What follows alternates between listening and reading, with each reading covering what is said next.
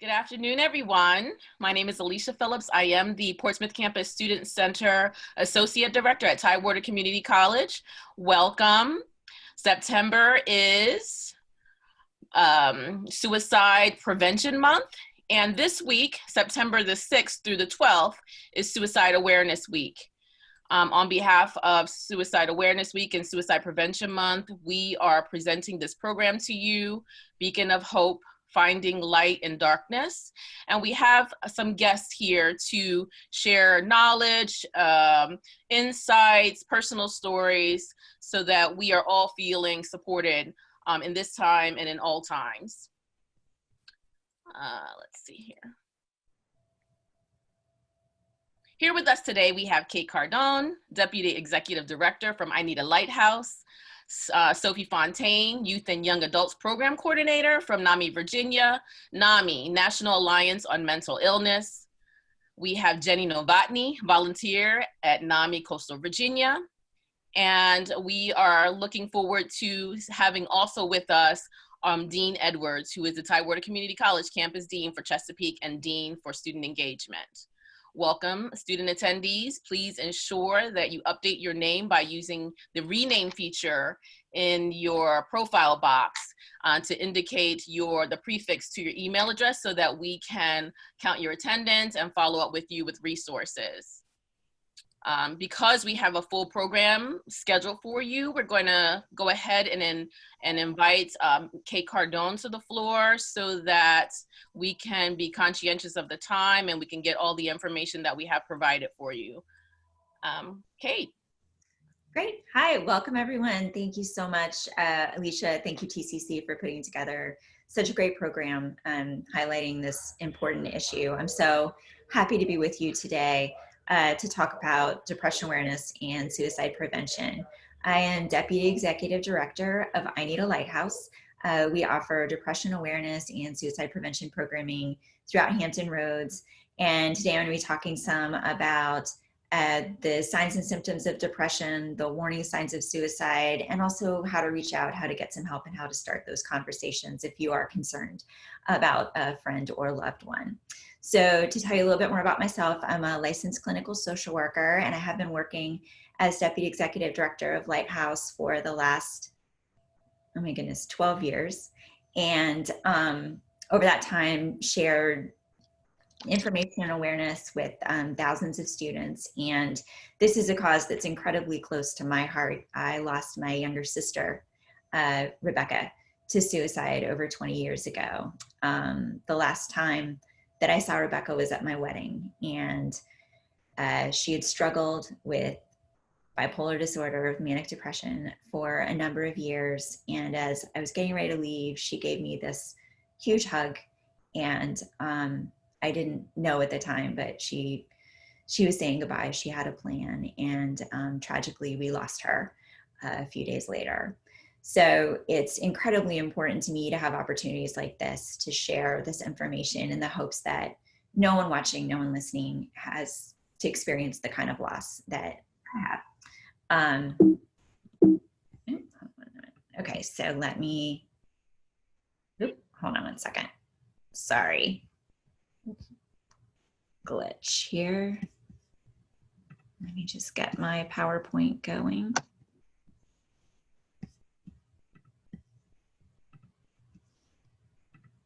We're fine on time, Kate. Take your time.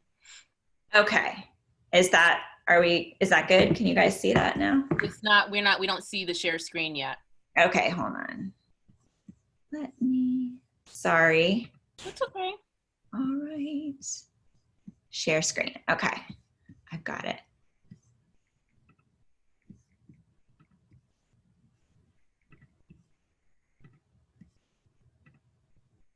Okay, here we go.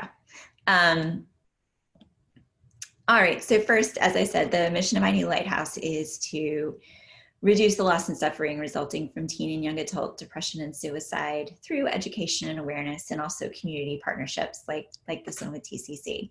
So we firmly believe that building education or providing educational programs and building awareness is going to lead to prevention and can save lives.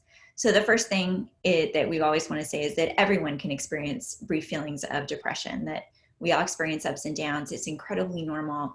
And what we want to talk a little bit about is, when are we at the point when we need to reach out, when we need to get some help, and when we need to get some extra support, when those coping mechanisms that we have may have failed.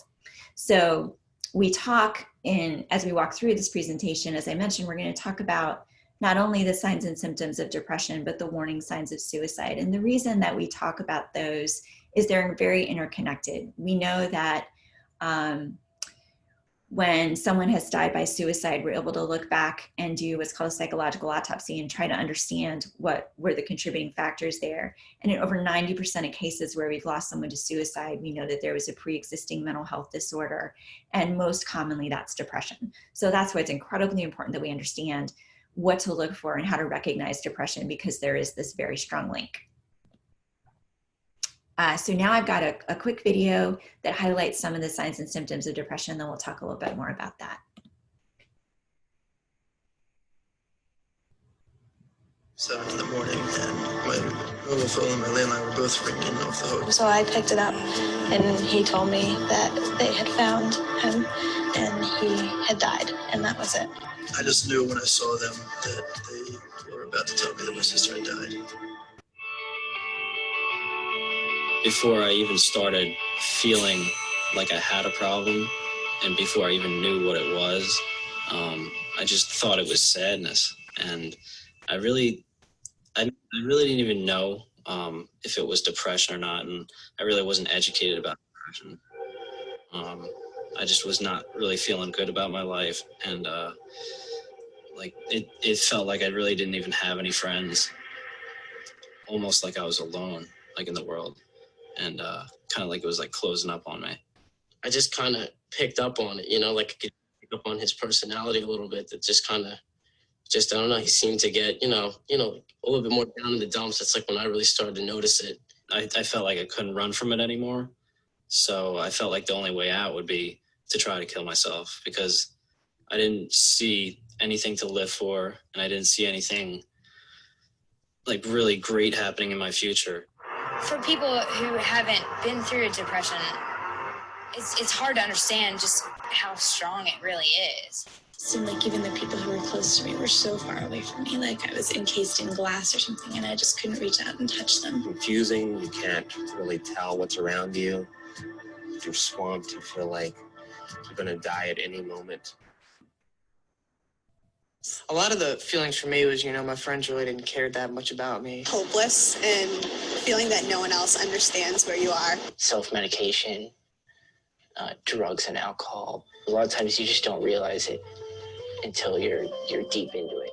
If it was looked at as the illness, like any other illness that you could have, those are always easier to talk about because it's something that's concrete. But I think with depression, it's not widely looked at enough as an actual medical condition. I definitely think there's a taboo as far as like talking to professionals about suicide, like going to a psychologist or psychiatrist or something like that. When it comes to depression, it's just people don't talk about it. And that really needs to change in our society, or there are going to be people who continue to go untreated. And our suicide rates are going to continue to be as they are. And that's really got to change.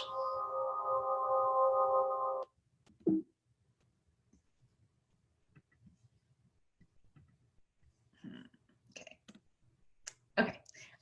So I think that video does a great job of highlighting in the first person, from those that have experienced depression, some of those critical signs and symptoms that we do want to be aware of.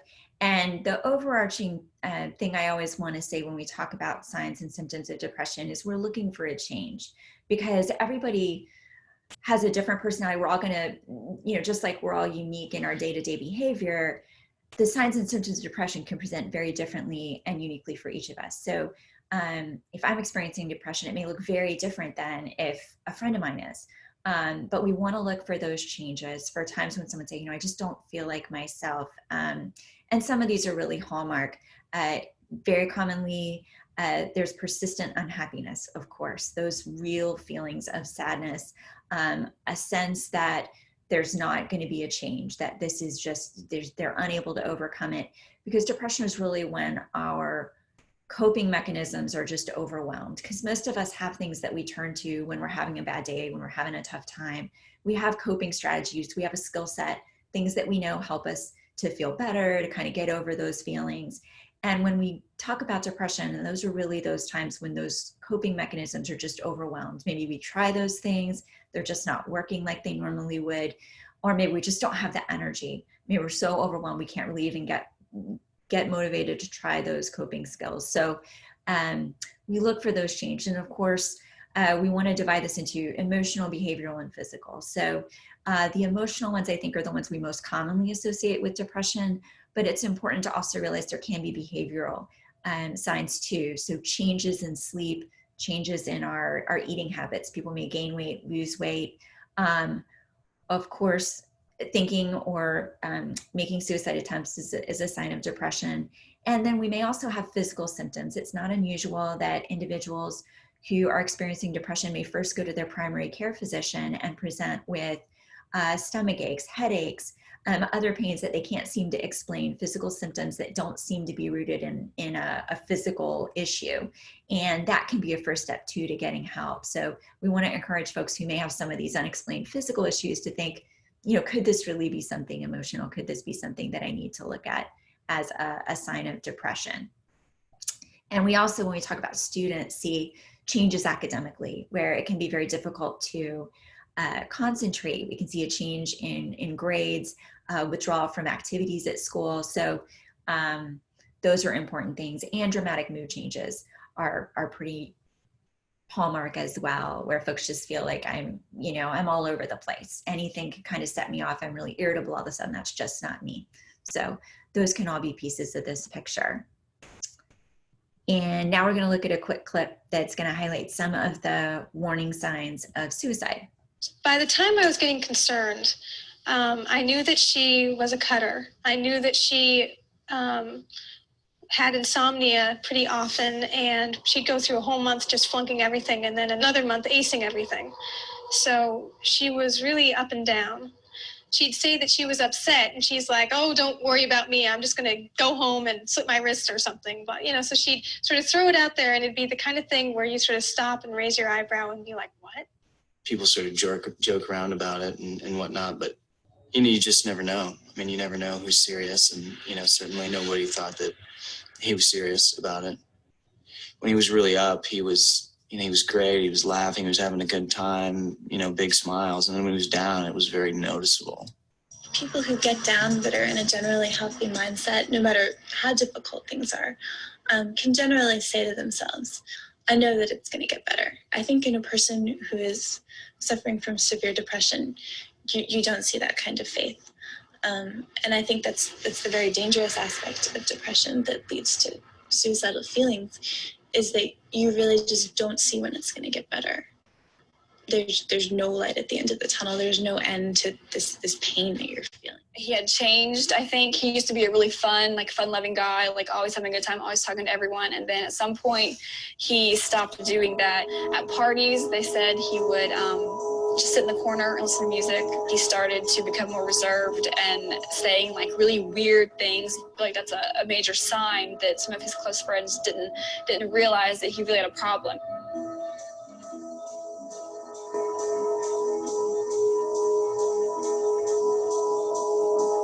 If you really see a change in what their patterns are, because I never heard anything of anyone saying maybe he was depressed and maybe he needed some help beforehand.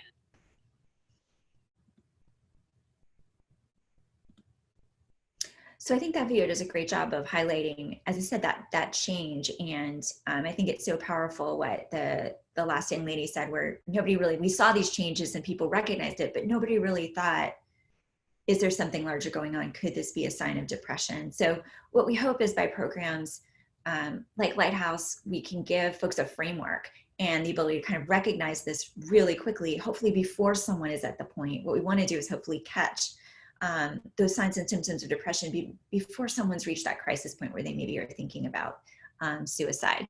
So the next thing we want to talk about is the warning signs of suicide.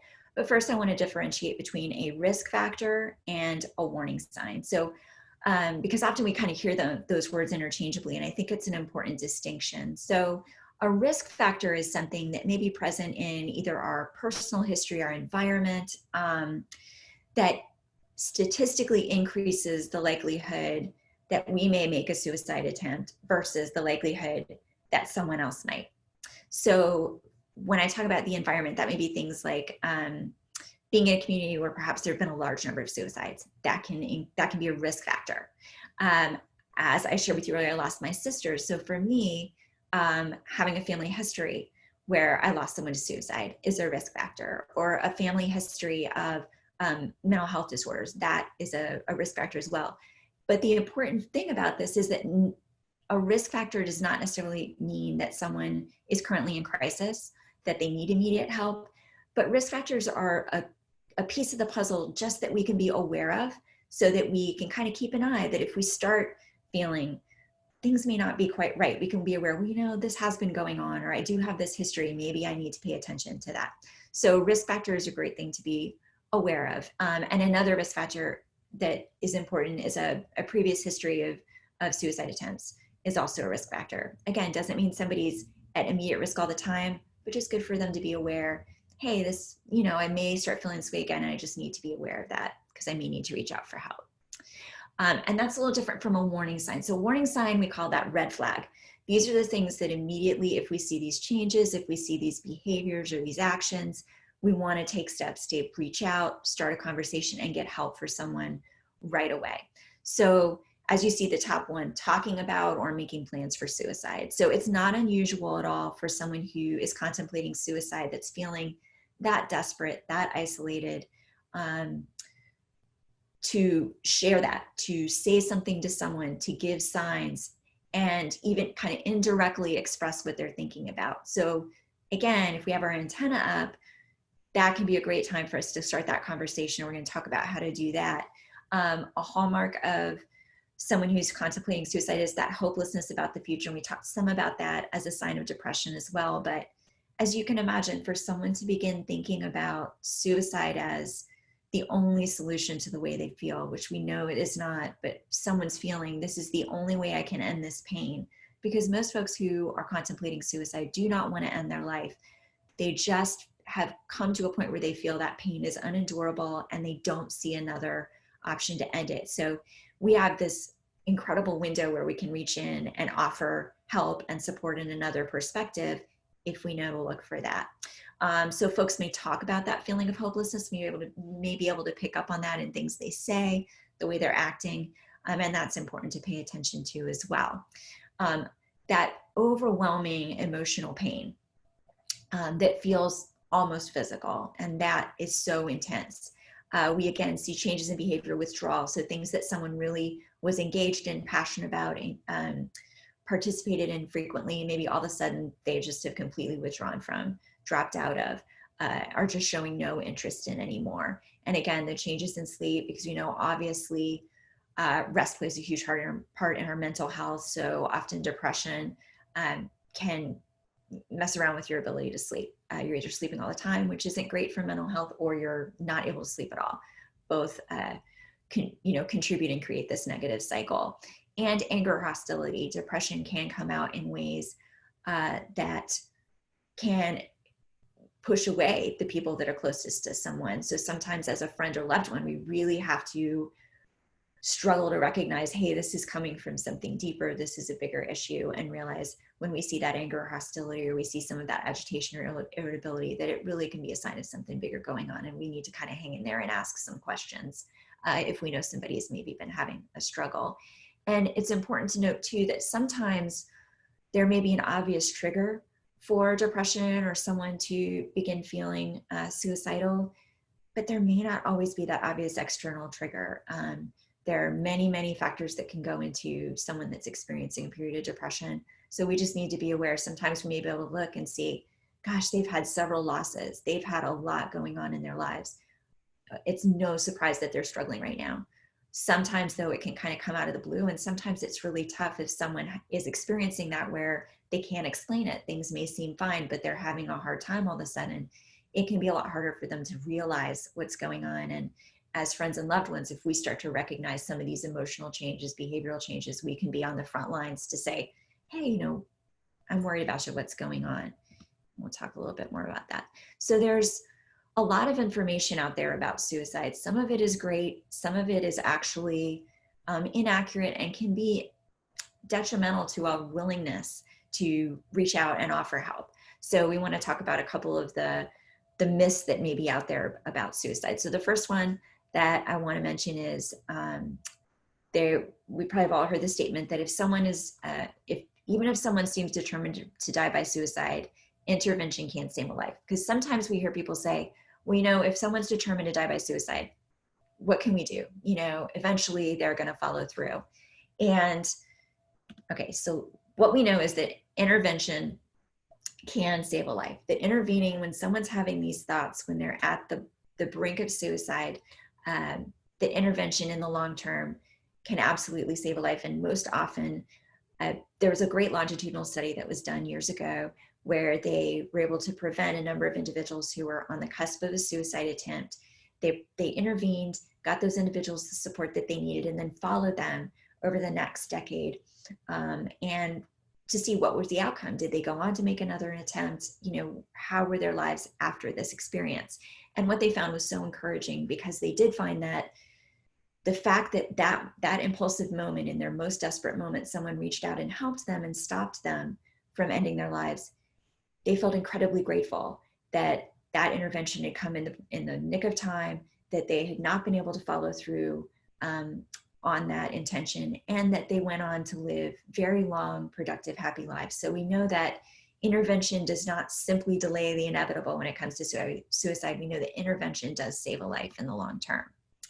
And another myth, and I think this is a really important one, is that starting a conversation about suicide or talking to someone about suicide is somebody that's talking about it is just a way to get attention. And it's not unusual when we're talking to students. I've heard over and over again, when we're in the schools, especially, students say, you know, I have a friend and they talk about suicide all the time, but it's just kind of background noise. I mean, they talk about it, but we know they would never do it. So it's really not a big deal. And what we challenge them on is, how do you know that this may not be the time that there's intention behind those words? How do you know that they may not this time have a plan? And we don't want to make the tragic mistake of missing that window to intervene because we simply think, well, this is just like all the other times.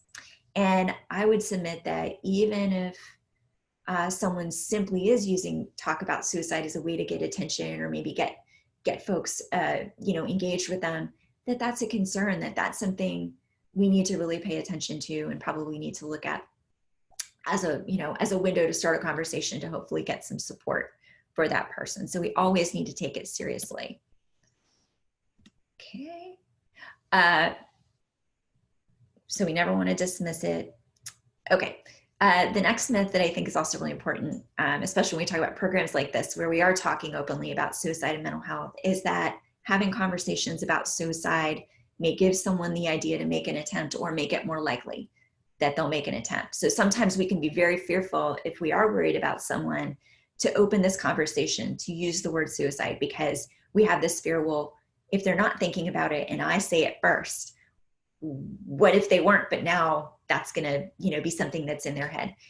So what we know is that, in fact, the reverse is true, that often individuals who may be having thoughts of suicide can be very reluctant. It is such a scary thing to open that dialogue about. It can be very hard for them to start the conversation, and that it's a great relief when someone actually says the word suicide, starts that conversation, lets them know that I'm a safe person for you to talk to. I'm here if you are having these thoughts, and that you're not, in fact, giving anyone the idea, you're not putting them at greater risk. You're actually greatly reducing their risk by starting the conversation. You're reducing the stigma around talking about mental health and mental illness, and we just need to do that over and over and be constantly trying to create opportunities to have these conversations, because that's how we build awareness, that's how we reduce stigma, and that's how we help people take the first step towards getting support and help. Okay, so important. Now we're going to talk about what to do. So we have a 3-step process that, for lack of a better word. And the first step is ask. So we want to empower everyone who is kind of our bystanders, because we have the power, whether it's a friend, a loved one. When we see some of these signs and symptoms, we have a window of opportunity, if we recognize what's going on, to reach out and really make a difference. So ask, and this can be a tough conversation to start. So you may go about it more directly. What I find is that it's a little bit less scary sometimes if we start out by just saying, hey, here's what I'm seeing. You can reflect back, what are the behaviors that are leading you to sit down and kind of say, hey, I'm worried about you. I see that you're not around as much as you usually are. I've had trouble connecting with you, or it seems like you're really struggling, or, whatever it is that's causing you to have that concern, be really specific, because I think that helps the person understand, they're being seen. You're seeing what's going on with them. You're seeing that they're struggling and that you care. And that's the main thing we want to communicate. And then we want to listen. And that can be really tough, because sometimes it's really easy. I would say, especially right now, everybody's going through this really stressful time together. And it can be tough and challenging at times for us to have compassion, because we all have our different level of challenges, and everybody's experiencing the pandemic differently. So I would just say this is an incredibly important time to have compassion and empathy. So when we start this conversation, just be ready to really listen, to reflect back, here's what I hear you saying, and don't be afraid. Eventually ask that question. Have you thought about suicide? Have you thought about harming yourself? Because then we have the opportunity, regardless of the answer, that is an amazing opportunity for you to give validation. Someone who's thinking about suicide has reached a point where they feel their life may not have value to other people. In fact, other people's lives may be better if they were gone, which is just so incredibly tragic. And when we have the opportunity to have this conversation, we can step in and say, you matter to me. I'm going to be there with you. You're not in there. You're not in this alone. And that alone is such a powerful type of prevention. Suddenly you've taken someone that's isolated, that is feeling desperate and alone, and as if their only path to ending their emotional pain is to end their life. And you've let them know you're going to walk alongside them, that you care enough to get them connected with resources and support. And that alone has been shown to be just a huge intervention right there before we even get them connected to mental health resources and support. So you can offer that hope and reassurance and let them know how much value their life has to you and to the other people around them.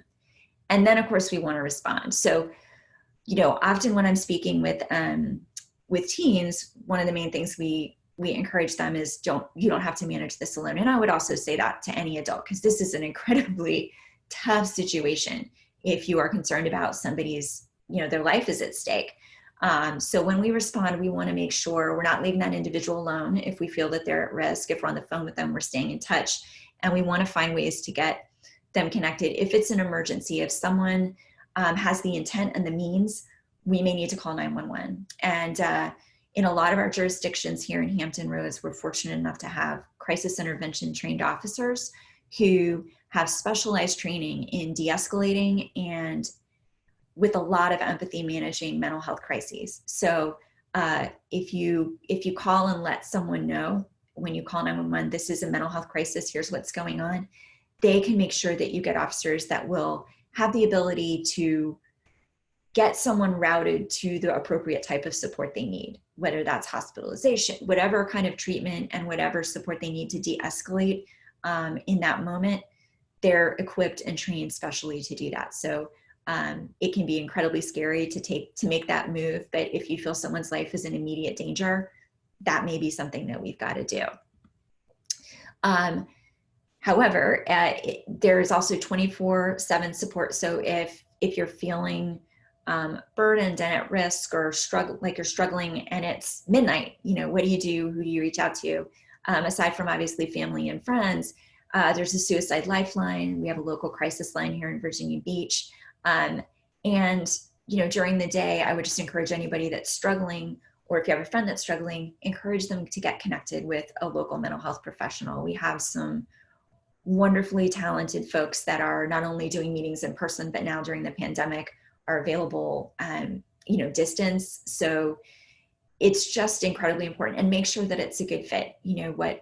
What always saddens me, I'm a licensed clinical social worker, and I firmly believe in counseling and mental health help, but it's not always the right fit the first time. And that can be a challenge. So I would encourage anybody that's reaching out for help, if you go see a counselor and you feel like this just doesn't feel like it's the right fit, that is fine. It is fine to go see somebody else. Find someone that is the right fit for you, that has a style, and that is going to be able to build a good relationship with you. So, and then also there are always local hospitals and emergency rooms. So that's a place you can go to 24/7 that's available, and they can do an assessment and get you linked with support and services and help. So there are any number of resources. And in addition, when we look at what's available to us when we're at home and maybe we're struggling a little bit, I would never say as a alternate to mental health support and professional help. But there's some great apps. There's Virtual Hope Box, there's Not Okay, there's Mood Tracker. And these are all things that can be great supplemental tools, or things to help us. Some of them have tools so we can reach out for support right away, or just things that can help us to have more self-awareness about how is my mood, how am I doing today?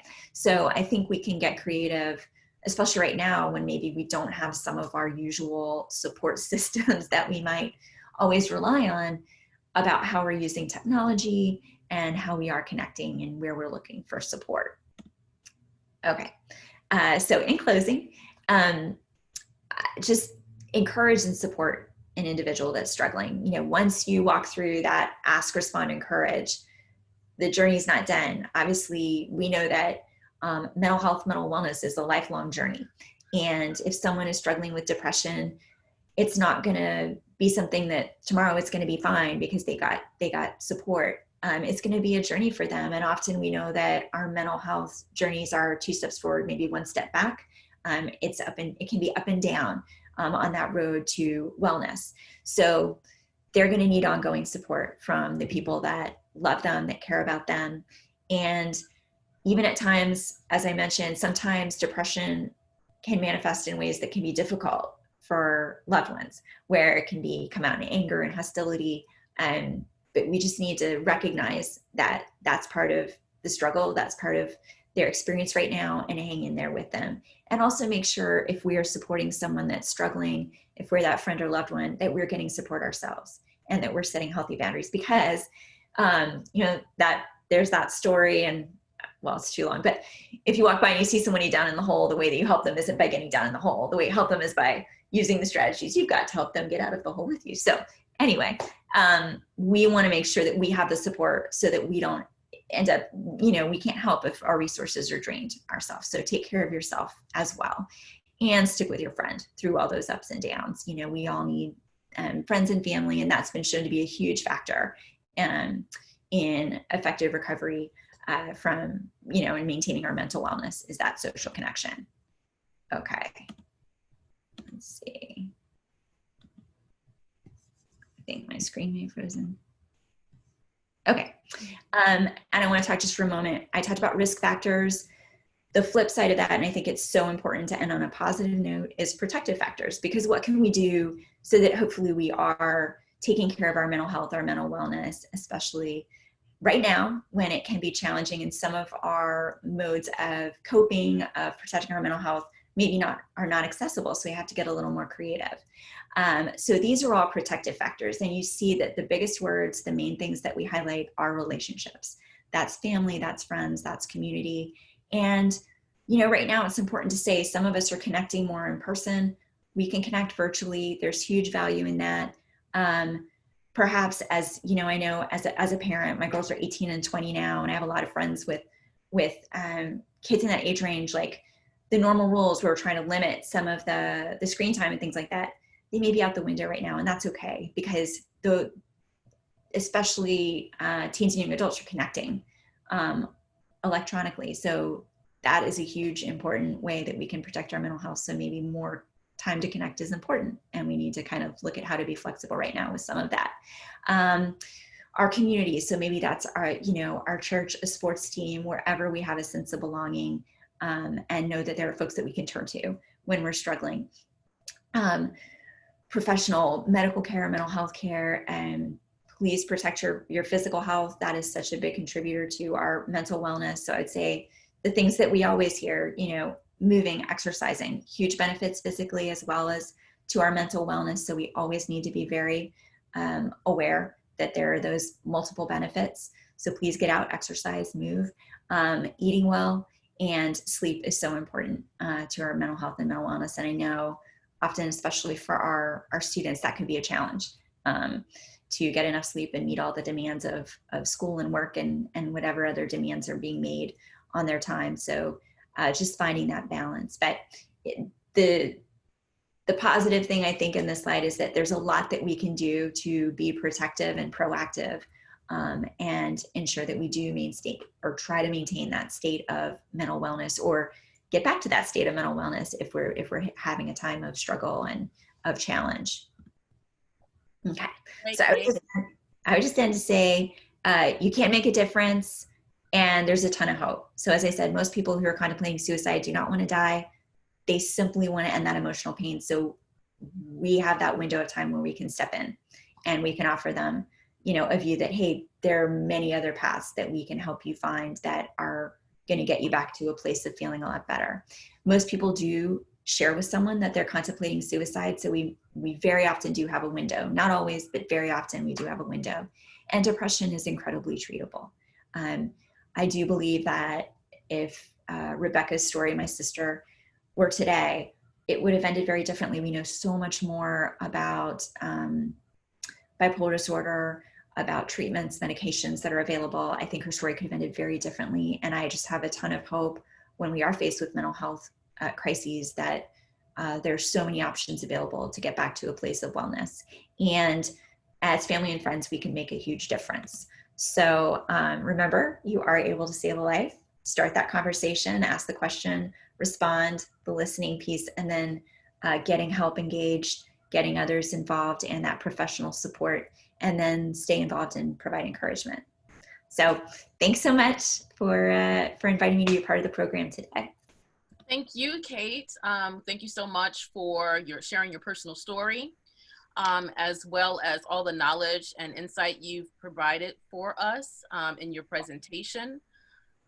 For those of you who have joined us, who have joined us since we started the event, we will save questions for the end. We actually have 3 more presenters. And so without further ado, I'm going to pass the torch on to Sophie Fontaine from NAMI, Virginia. Okay, can you all hear me? Yes. Okay, great. So hi everybody, my name is Sophie Fontaine. I am the Youth and Young Adult Program Coordinator at NAMI, Virginia. And I'm here today to just kind of give a little bit of statistics, some education as well, and then also some resources. Thank you so much, Kate, for sharing your story. I have a similar family background.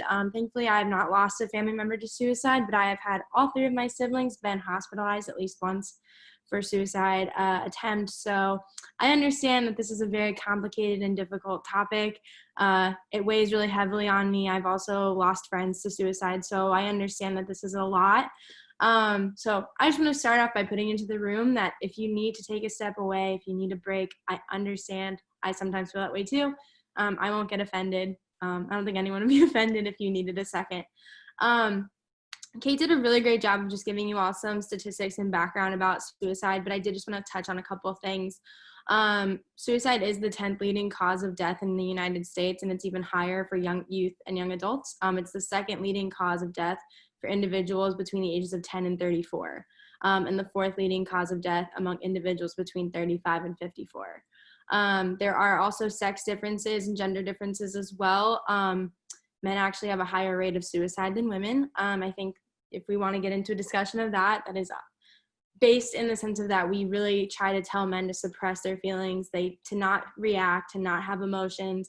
And obviously that can get pent up, and eventually they feel that they have no other outlet except suicide. I meant to put this in here and I'm really sorry, but I will add it at some point. There is also a lot going on right now with how we talk about suicide. I know growing up, it was always, oh, they committed suicide, they attempted suicide, things like that.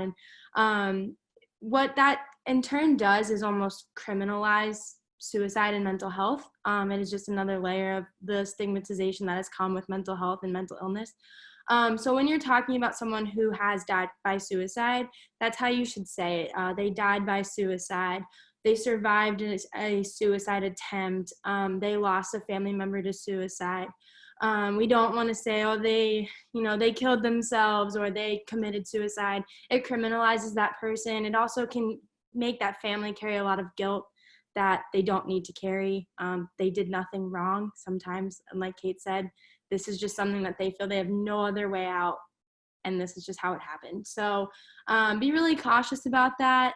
Catch yourself. I have to catch myself sometimes too. And sometimes I know that right now with the way we've been learning to change our language, it can get really frustrating. You can feel like I'm only messing up. I don't know how to do it. So give yourself some grace. I understand that there's a lot of ways that I know we call it PC culture, but if anything, it's actually caring culture. It's taking care of people's emotions and what we say and how we make people feel sometimes.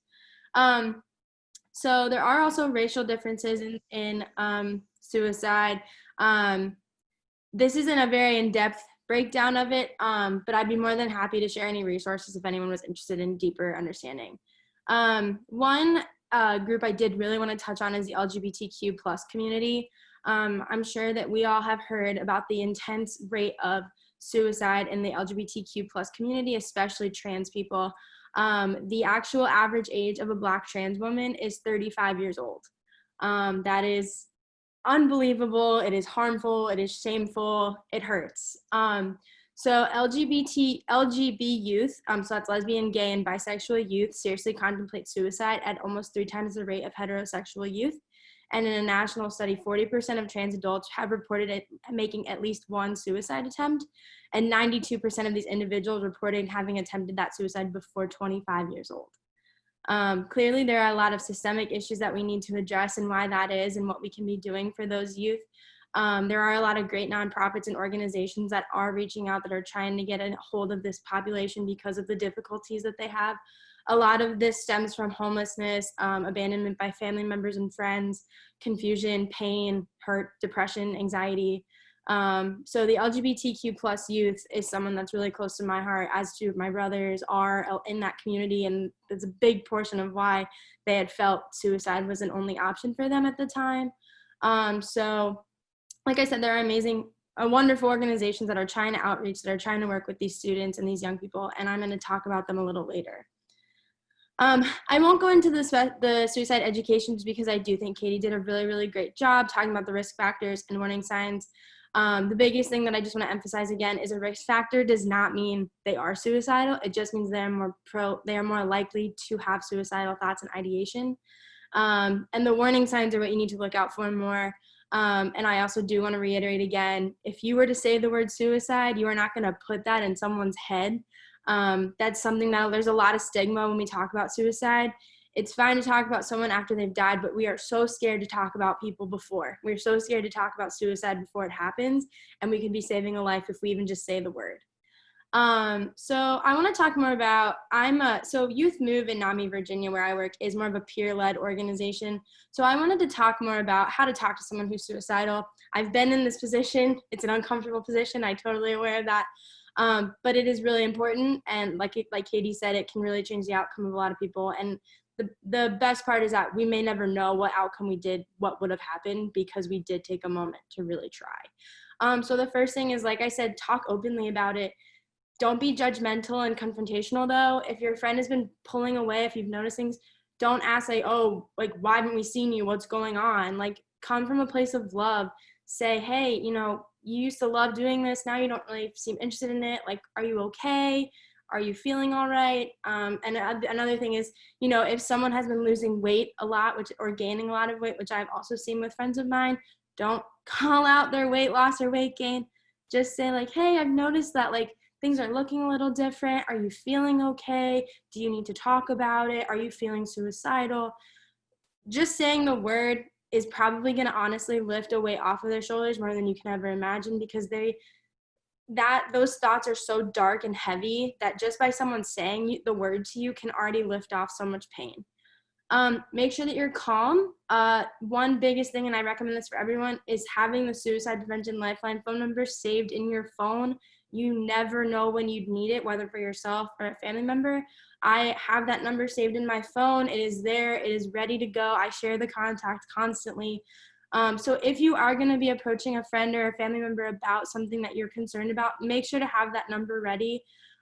This is also somewhat of an alternative to calling 911. It is a crisis line. They kind of act as a liaison between you and 911.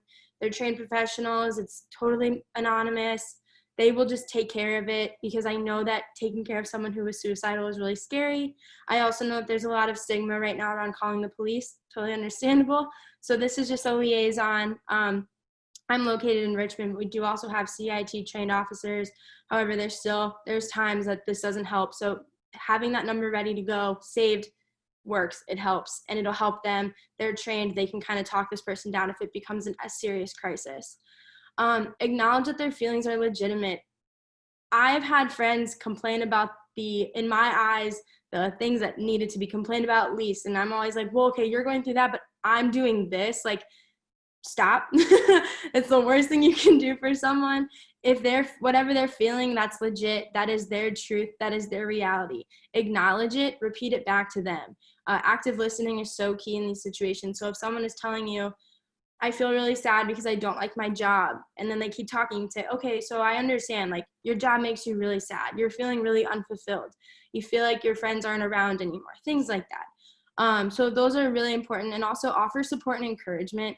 The biggest thing you can do is make sure that they feel like they're not alone. A lot of the time, people who report being suicidal feel very alone. And, you're there, you're willing to sit there and talk through with them. Obviously, they're not alone, but they may feel that way. So don't ever get offended if someone's like, no one's there for me. They're feeling this way because their depression or any of the anxiety they're carrying has taken over their thought processes. So don't be offended by it. Just know that you are doing the right thing by being there, by offering support.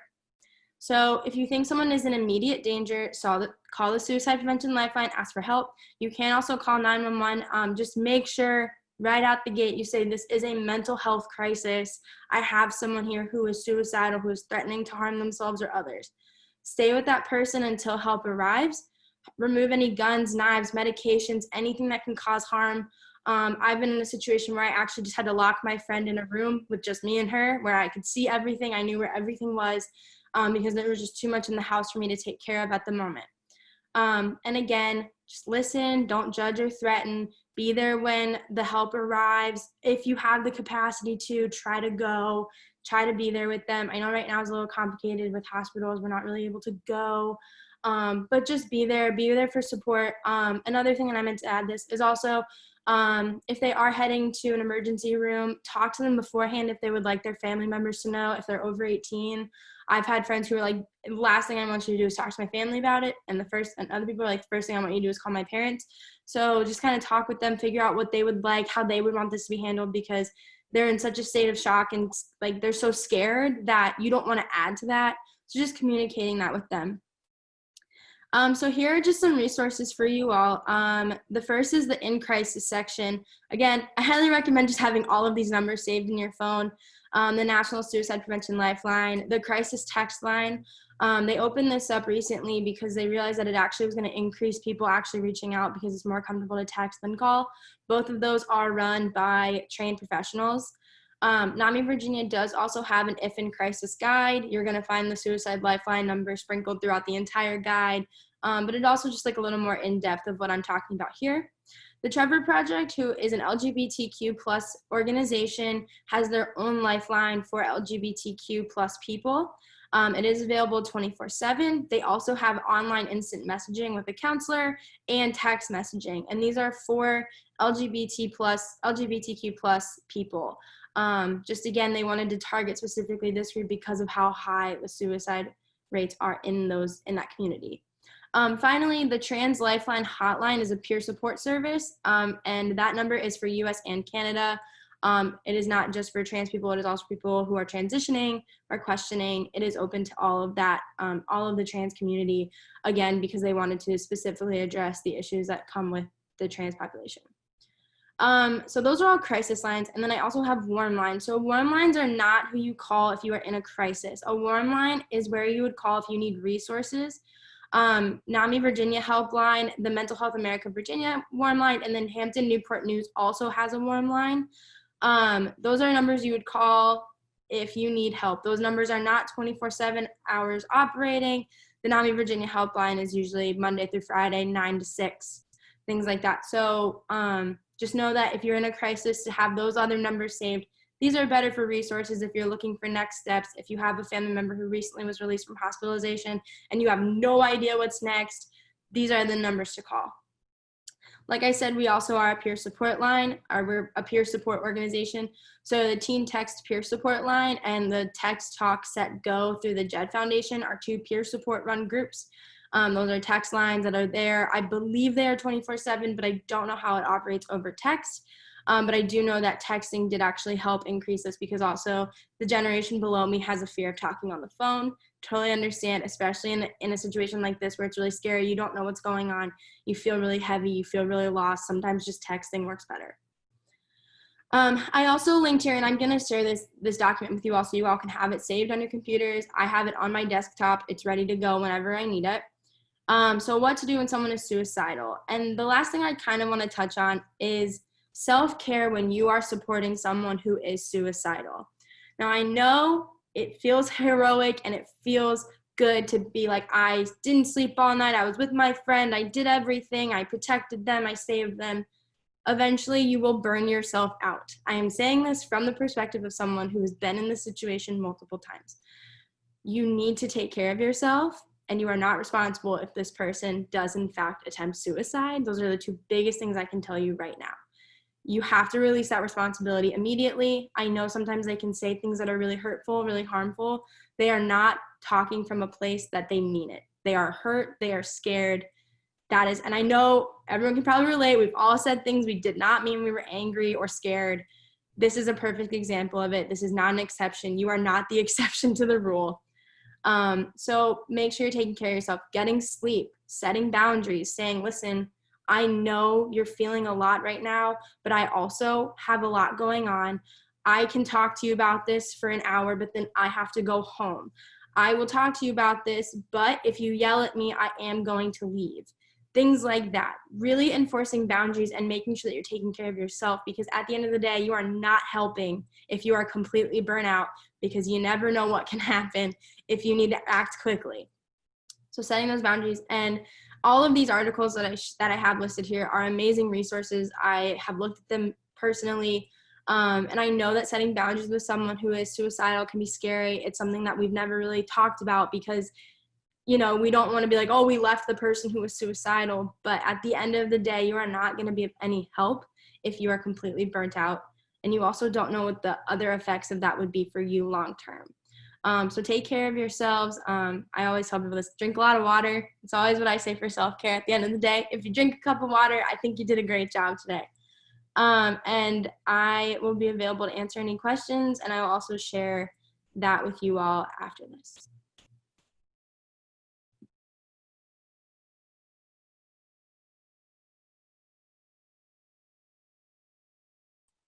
Thank you, Sophie, for the data and the language that you provided to help us destigmatize and remove judgment from the topic of suicide. And again, I appreciate your personal story as well. All right, so next up is Jenny Novotny from NAMI, Coastal Virginia. Welcome, Jenny. Hi, I hope you can hear my audio and my video at the same time. Sometimes it goes in and out. We got you. Can you hear me? Yes. Okay.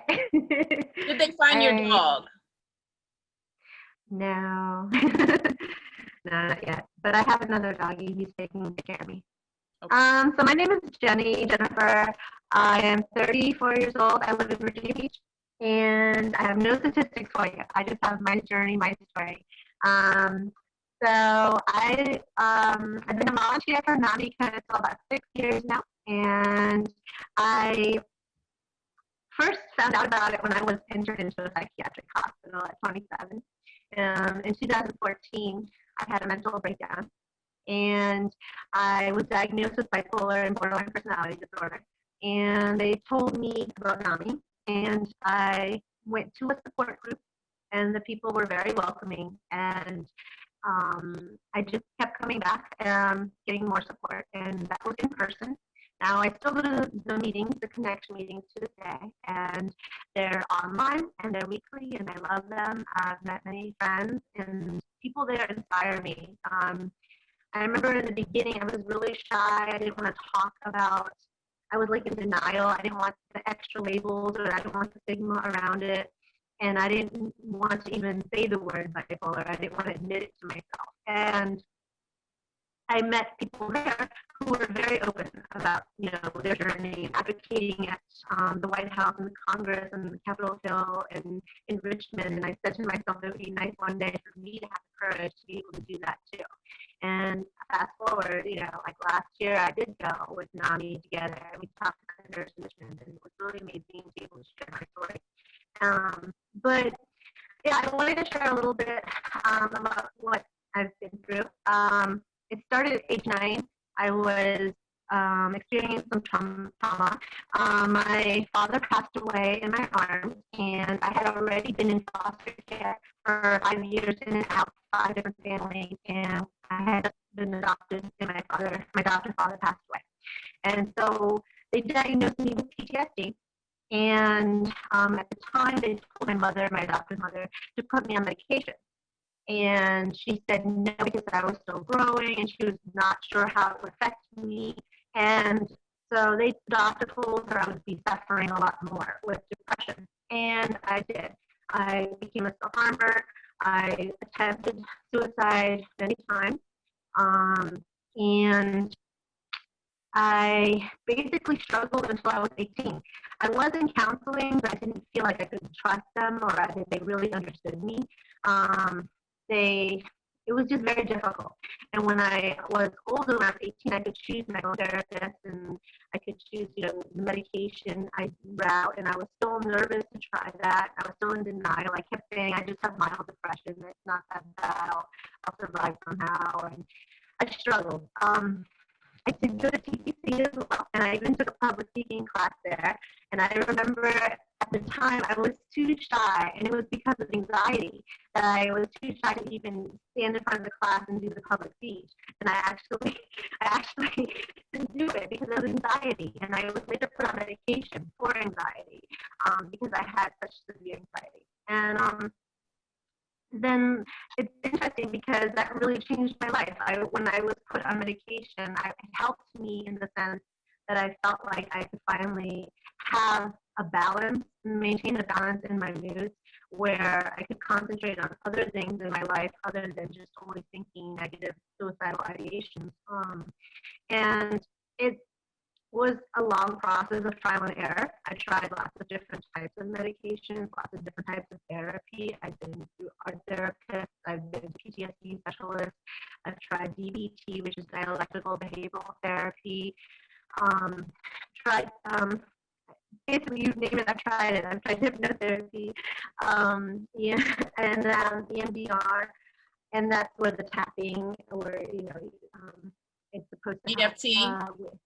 Yeah, and then I find that the support groups helped me the most because I realize I'm not alone. Other people are also going through the same or similar things, and it gives me that hope, like okay, I can get through this. I'm not alone. And NAMI also encouraged me to take the training classes to become a peer-to-peer mentor, which is a peer-to-peer class, 8-week class that you can take to learn more coping skills, and that really helped me. When I first was a participant as that, I loved the class so much. I took it twice. And then later on, I did the connections facilitator, so I can now facilitate connections groups, which I do online as well. So it's now everything's online with Zoom, but it's nice that it's available to the community for free resources. That you can, if you need that extra help, you can go online and get that. And then for me also, I still deal with a lot. I still have my manic episodes here and there. I still have to learn how to maintain a new way of life.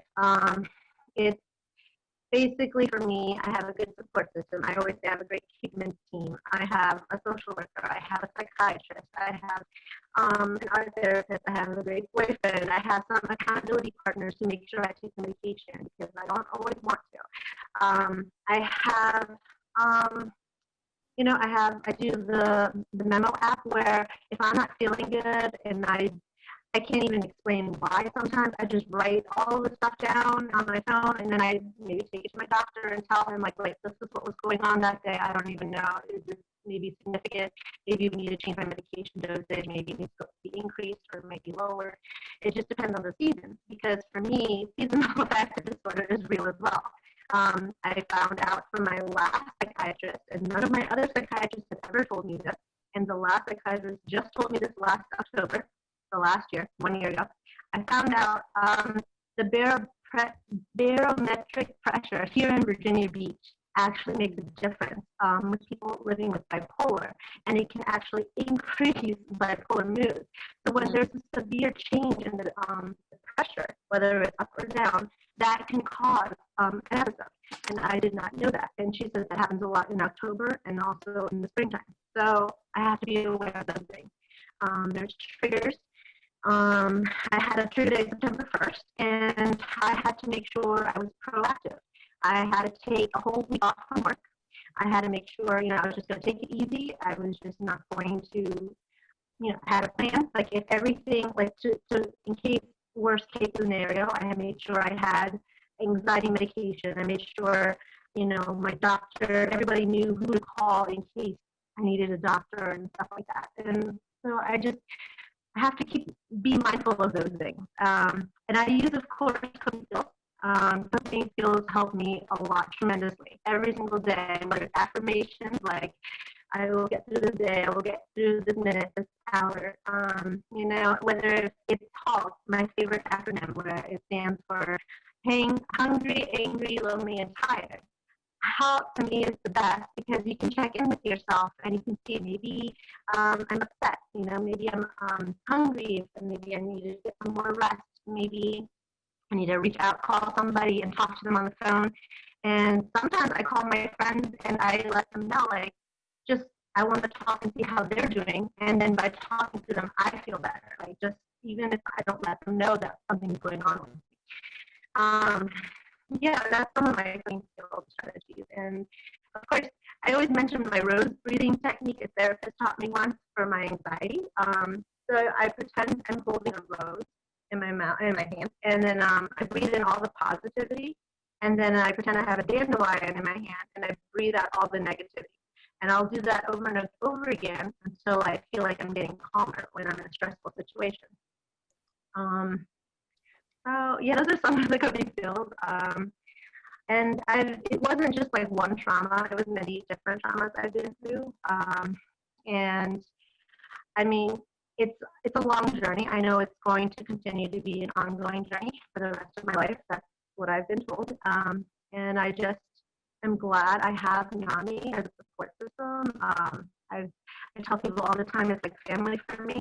And I'm just glad to be here today. So if you have any questions, you can always ask me. Jenny, we're so happy that you've been here with us today, and we honor you. We're so grateful for your personal story. As you mentioned before, it's a reminder that we are not alone. And these stories help stitch us together because we are one in a greater society. So yes, we'll have time for questions. There are a couple of students who are still here with us.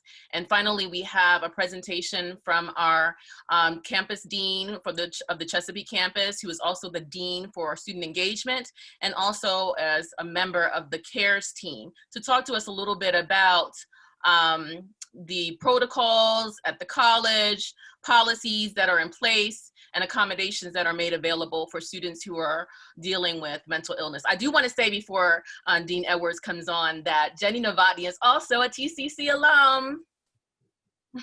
Mm-hmm. Yes.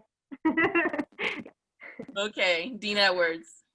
Wonderful. Thank you so much. And I just want to thank all of the presenters for your stories and for your courage. It means a lot, and just know that you're making a difference by sharing your story. So, and I applaud your courage. So I keep it as brief as I can. I want to share with you just some of the resources that are available for you at TCC. Of course, you've heard about NAMI. In case you just aren't aware for some reason, it does stand for National Alliance of Mental Illness. We do have two active clubs on campus, one at the Virginia Beach campus and The one Chesapeake campus and the Portsmouth campus. I'm sorry, one at the Portsmouth campus and one at the Chesapeake. Chesapeake campus. And the advisors are for Chesapeake, Elizabeth Jakubowski, and for Portsmouth, correct me if I'm wrong, it's Jessica Witten and Tara Weiss. Tara Weiss. Tara Weiss. I messed that name all up. Please, my apologies. Also want to share with you that the college, while we don't offer mental health per se, we do have a mental health provider on retainer. And so if there is an immediate need for mental health counseling, please contact myself as your Dean of Student Life and Conduct, or you can contact any of your campus deans, and they will be more than happy to make sure that those resources are available to you. Alicia mentioned care teams. So TCC now has what's called a care team on each campus. These teams are charged with making sure that you and any student that is in need of community or campus resources, that those resources are available to you.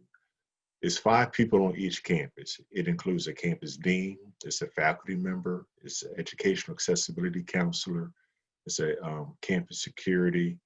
And so there's a team of people on each campus that are here to ensure that you have what you need to be successful. Of course, we don't want anything to happen to you, but know that you are not alone. And I want to emphasize that you are not alone. We're here to help you. We're here to provide support for you. We're here to listen to you. And so just know that. So if you are looking to your left and you're looking to your right and you think that you're by yourself, you're not. Just reach out and we're here for you. So those resources are available.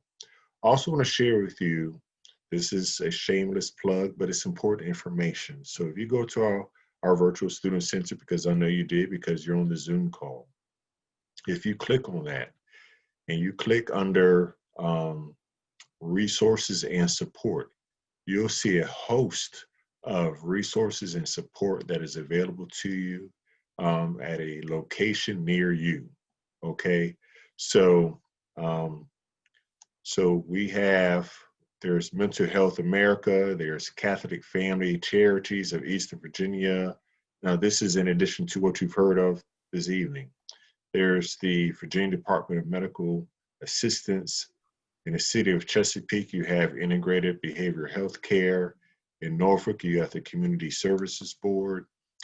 You have the City of Portsmouth Department of Health Care. You have the Virginia Beach Department of Human Resources.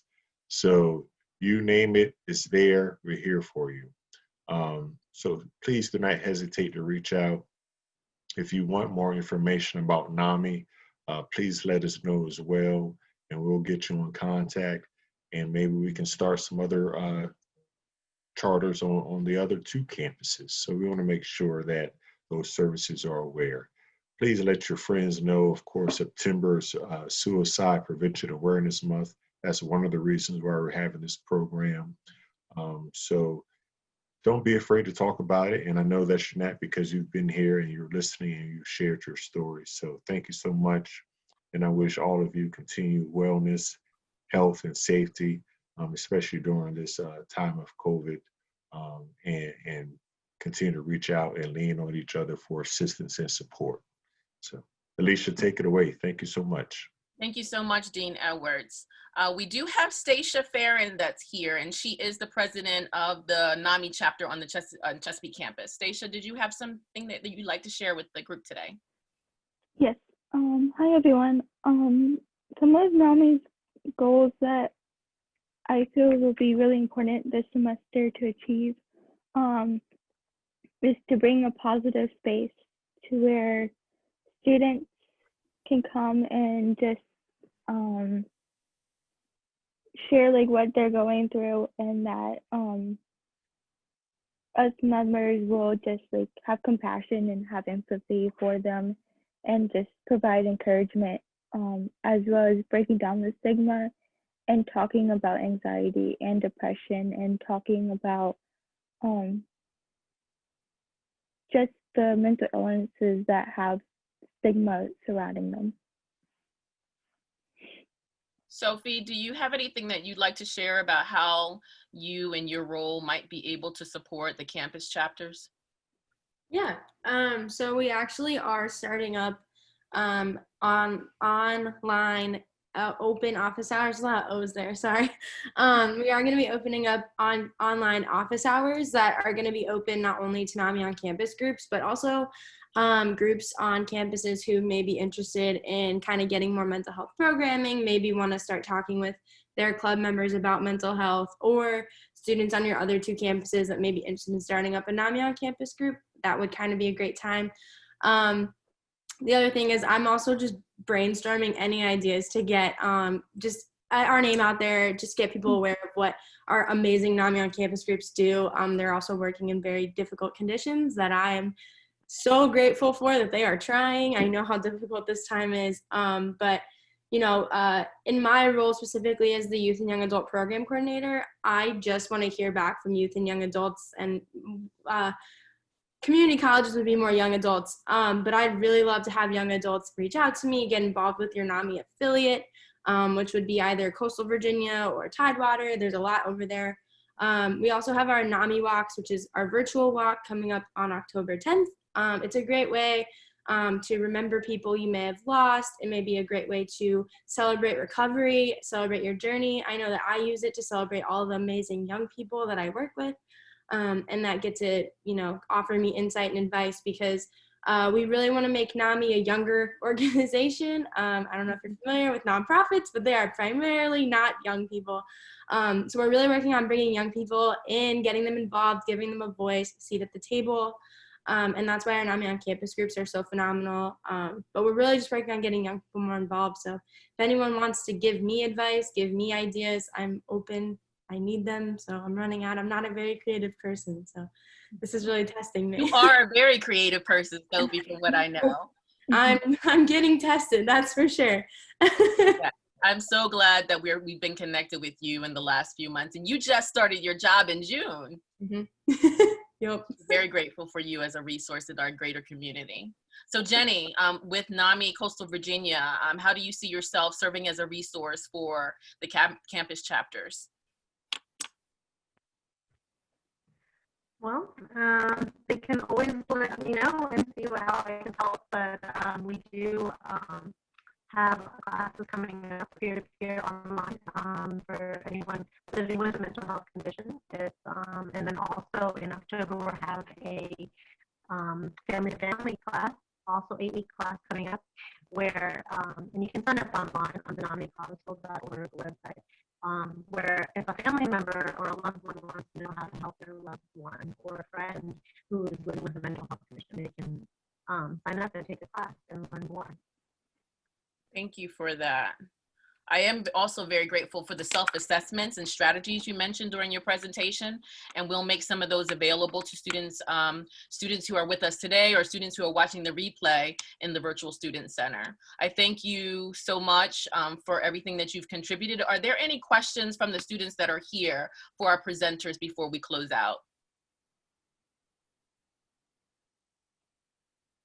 Stacia, did you have any other questions? No. For our presenters, do you have any final remarks?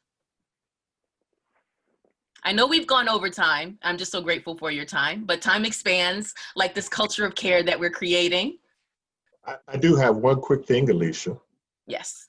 So this was shared with me, and it really spoke to me. So for those that are suffering from mental illness or anxiety or depression, it was shared with me that it takes more than taking medicine or a pill.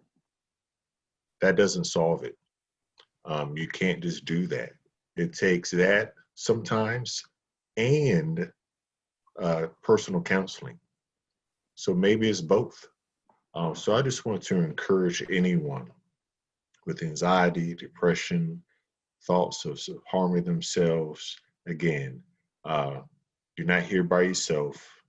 Don't just don't just think that medication is going to solve the problem. It's going to take some work. But you are not alone. I just want to emphasize that you're not alone. You're not alone. You're not alone. And to continue to lean on those that love you and care for you.